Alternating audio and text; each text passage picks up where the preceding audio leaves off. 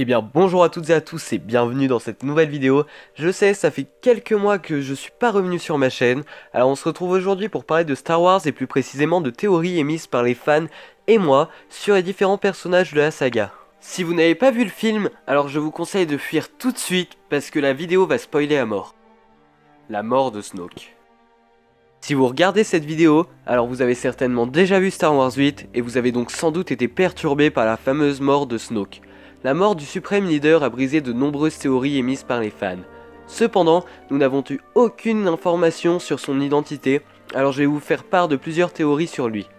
Croyez-vous vraiment que Snoke est mort? Je n'en suis pas si sûr. Tout d'abord, faisons un petit récapitulé de ces dernières minutes dans le film. Nous avons tous cru que Snoke était un grand seigneur Sith, car comme on a pu le voir dans le film, il possède une maîtrise parfaite de la Force. Cependant, il a été montré dans l'encyclopédie illustrée des derniers Jedi que, je cite, Snoke est un puissant représentant du côté obscur de la Force, mais ce n'est pas un Sith. De plus, dans l'ouvrage, on nous précise que la lignée des Sith a pris fin lorsque Vador est mort en détruisant son mentor, Dark Sidious. Revenons-en à la perturbante mort de Snoke. Ce qui me déroute le plus est le fait qu'on ait l'impression que l'adepte du côté obscur ait planifié sa mort quand il dit « Il tourne son sabre et tue son véritable ennemi en parlant à Kylo Ren ». Et c'est donc là la fin du suprême leader du Premier Ordre. C'est alors que prennent part les théories.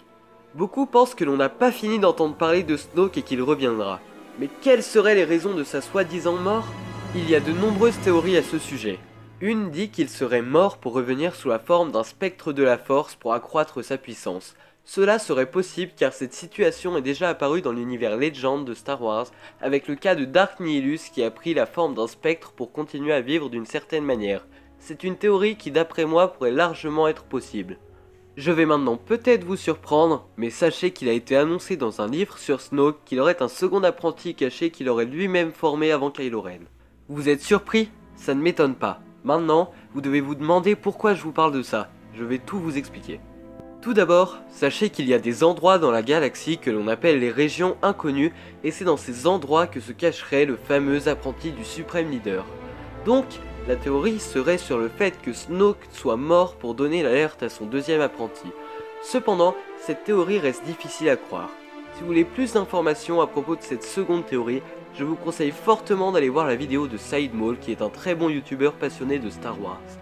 Cela ne reste que des théories, donc peut-être que Snoke nous a tous dupés et n'était qu'un simple amateur du côté obscur malgré sa maîtrise de la Force. Et vous, que pensez-vous de Snoke? Donnez votre avis en commentaire, je serai ravi d'en débattre avec vous. Les origines de Rey. Il y a un passage du film qui m'a particulièrement marqué sur les origines de Rey. Vous savez, ce fameux passage dans lequel Rey se trouve dans la grotte. Pourquoi ce passage m'a-t-il tant marqué? Parce que quand Rey demande à voir ses parents dans le miroir, elle n'y voit que son reflet. Et c'est là que m'est venue une théorie. J'ai pensé que si Rey ne voyait dans le miroir que son reflet, c'était car elle était une enfant de la Force. Je m'explique. Vous savez tous qu'anciennement, Anakin est né par la Force mais qu'il a quand même eu une mère pour le porter. Cependant, selon moi, pour garder l'équilibre dans la Force, pendant la création du Premier Ordre, Rey aurait été créée. Serait-elle qui permettrait de rétablir l'équilibre dans la Force et aurait donc été conçue en urgence par sa mère, la Force. Mais alors, pourquoi aurait-elle des liens avec Kylo Ren, ou plutôt Ben Solo? La théorie connue est qu'ils seraient de la même famille, mais je ne développerai pas ce sujet. Cependant, Disney veut peut-être créer des liens d'amitié voire d'amour entre les deux personnages. Si vous souhaitez que je développe les théories des liens entre Kylo Ren et Rey, notez-le dans les commentaires et je consacrerai une vidéo ou un live sur les deux personnages. Qui est le fameux enfant que l'on aperçoit plusieurs fois dans Star Wars 8? Les plans sur le mystérieux enfant du film nous ont tous marqués. Mais alors, qui est-il? Il se nomme Temiri Black. Il maîtrise la Force sans aucune difficulté et s'en sert sans y prêter attention. Nous n'avons malheureusement que très peu d'informations sur lui, mais il y a une théorie. Il serait certainement le héros de la prochaine trilogie Star Wars et commencerait déjà à être amené dans les épisodes 8 et 9. Peut-être que Rey formera de nouveaux Jedi et Temiri en fera partie. Ce qui est sûr, c'est que nous n'avons pas fini d'entendre parler du jeune garçon. Et bien voilà, c'est déjà la fin de cette vidéo, j'espère que ce format vous plaira parce que personnellement j'ai beaucoup aimé traiter de théories. J'espère que je vous ai pas trop manqué pendant ces longs 8 mois.